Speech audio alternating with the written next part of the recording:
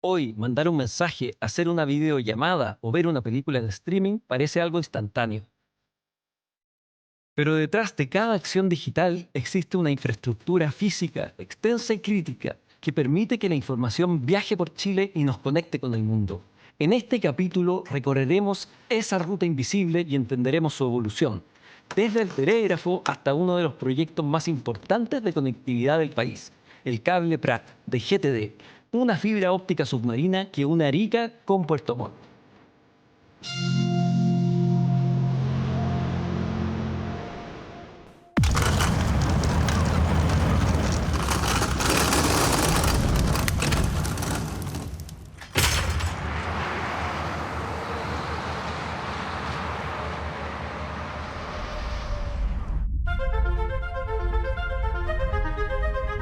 Para entender un cable submarino de fibra óptica, primero hay que retroceder.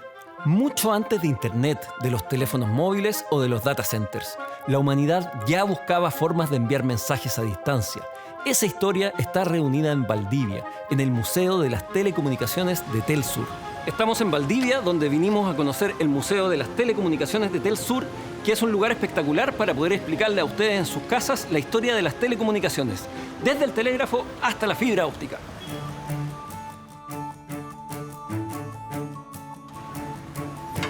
Marcela, Hola, hola. ¿qué tal? ¿Cómo estáis? Bien, ¿y tú?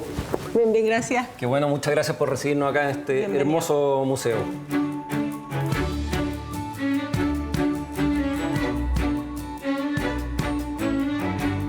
Esta casa, una casa alemana, ya que se sitúa en Valdivia, en la calle Picarte.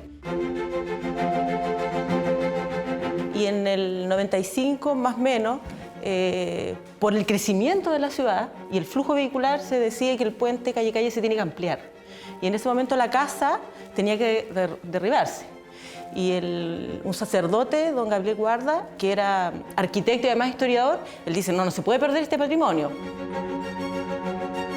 Pasaron los años y don Juan Manuel Casanueva, que es el dueño de GTD y de Telsur, hace este nexo con el padre y idean este proyecto de que esta casa vuelva a vivir. Voy a mostrar la historia de Valdivia, pero ahora en el Museo de las Telecomunicaciones.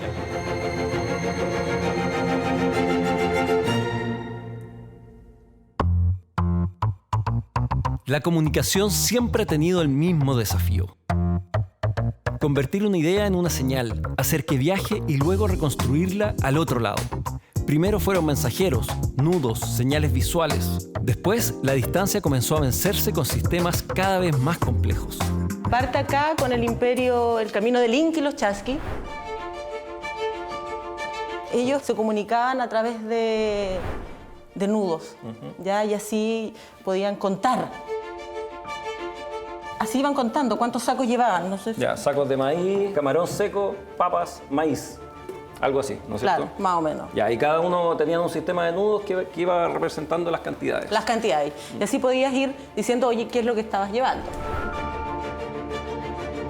Estaban estos mensajeros que transmitían físicamente un mensaje, Sí, ¿no es cierto? sí. Y luego se inventó esto que es el telégrafo óptico.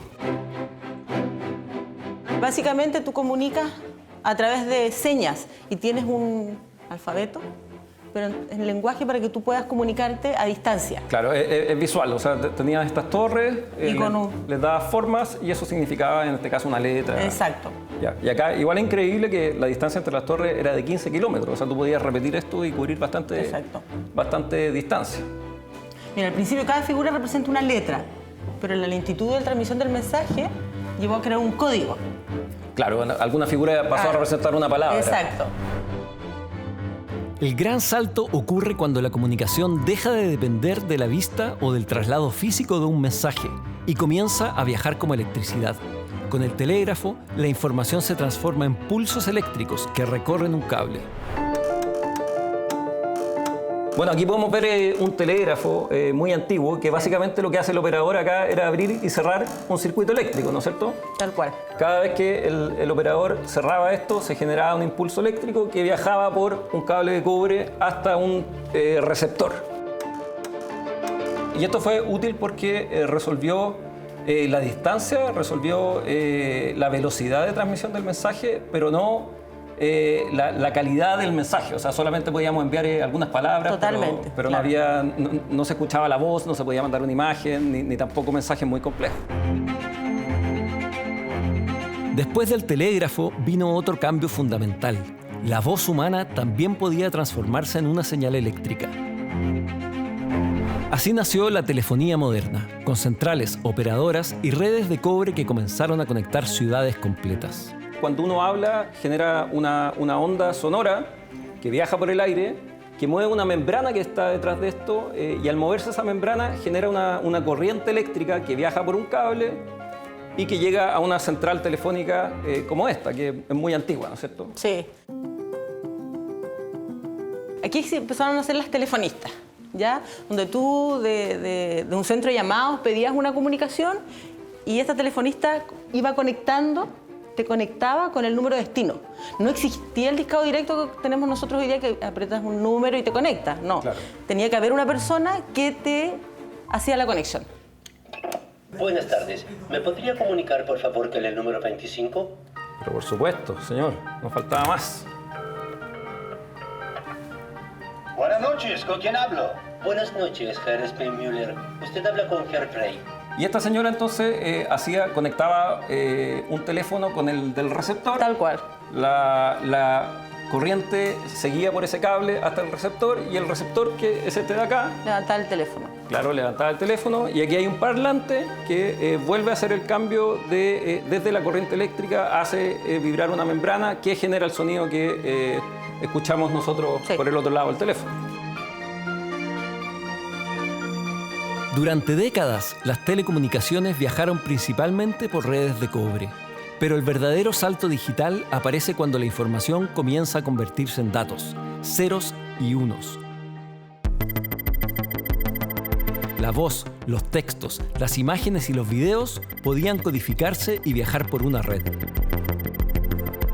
Pasar de una señal análoga a una señal digital con el código binario mejoró mucho la calidad del teléfono, pero también abrió un mundo entero de otras oportunidades. No solamente las personas querían comunicarse a través de la voz, sino también otros medios. Y ahí, a través del cobre, nace el Internet. Pero el cobre tenía límites. Para aumentar la velocidad, la capacidad y la distancia de transmisión, la industria necesitaba un nuevo medio físico. Ese medio fue la fibra óptica. Filamentos de vidrio extremadamente delgados por donde los datos viajan como pulsos de luz. Y luego el tremendo y gran quiebre tecnológico que vimos es enviar esos ceros y uno como pulsos de luz. Y ahí llegamos a la fibra óptica, ¿no es cierto? Sí. La lógica sigue siendo la misma que en el telégrafo o el teléfono. Transformar un mensaje en una señal, transportarla por un medio físico y reconstruirla al final. La diferencia es que ahora esa señal puede cruzar ciudades, países y océanos a una velocidad y capacidad impensadas.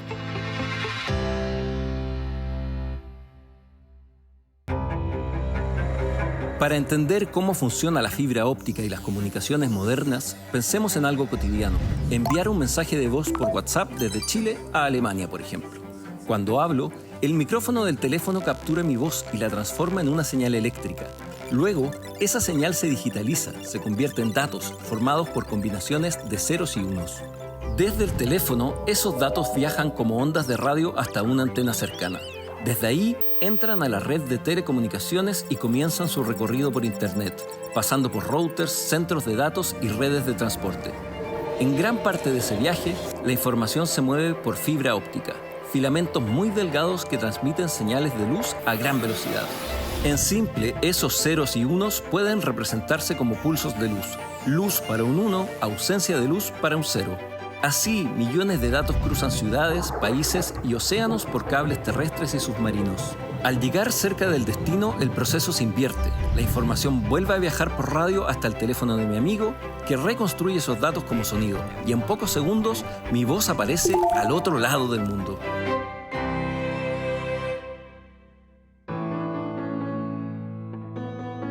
La historia de GTD también nace desde un problema de comunicación. En los años 70, antes de Internet y antes de las redes modernas, conectar a las instituciones financieras era un desafío técnico y operativo.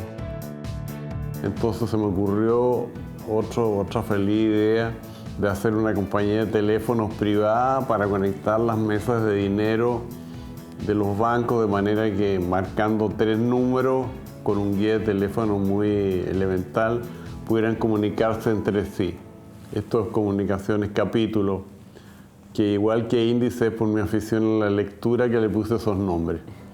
Y partimos con comunicaciones capítulos que yo puedo confesar ahora no tenía mucha idea de telecomunicaciones, pues si bien soy ingeniero civil, no había una cátedra de telecomunicaciones, así que tuve que aprender caminando.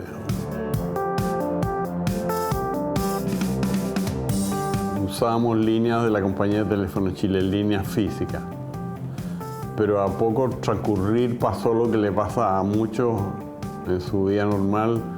Cada vez que se caía una línea física, CTC se demoraba 15 días en arreglarla, lo que para una compañía de teléfonos de mesas de dinero obviamente no servía.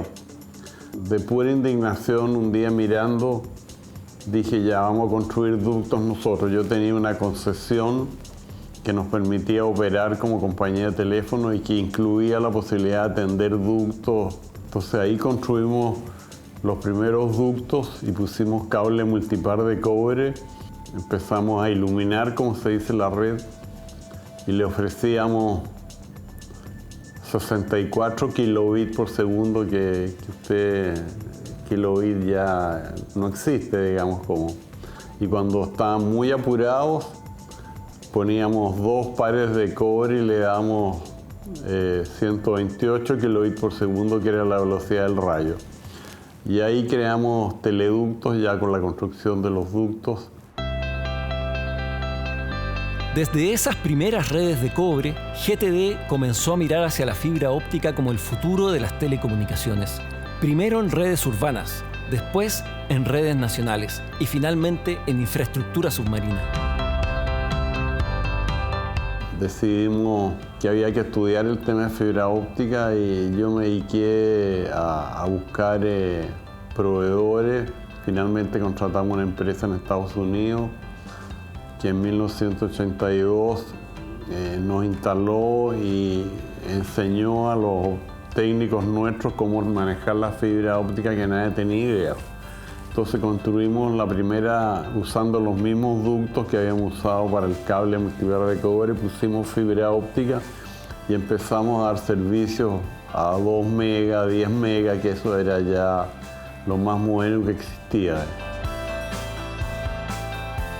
Por la demanda que tuvimos en ese momento con la fibra óptica, yo me di cuenta que era el futuro y seguimos construyendo redes metropolitanas en Valparaíso, en distintas ciudades, para poder dar un servicio que hoy día es habitual, pero en esa época era inexistente. Pero Chile tiene un desafío particular, su geografía. Un país largo, angosto, sísmico, con cordillera, desiertos, bosques, incendios, aluviones y zonas costeras. Para aumentar la resiliencia de la red, GTD decidió llevar la fibra óptica al fondo del mar.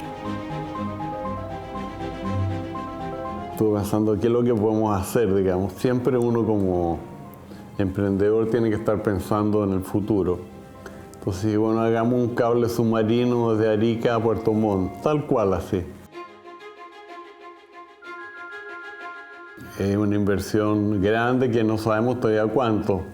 Bueno, pero igual la vamos a hacer porque yo creo que es el futuro y tarde o temprano va a ser algo rentable. Telecomunicaciones requieren nuevas inversiones permanentes. El cable Prat no es Internet en abstracto. Es una obra física. Miles de kilómetros de fibra óptica submarina, diseñada para transportar datos a lo largo de la costa chilena y reforzar la conectividad nacional.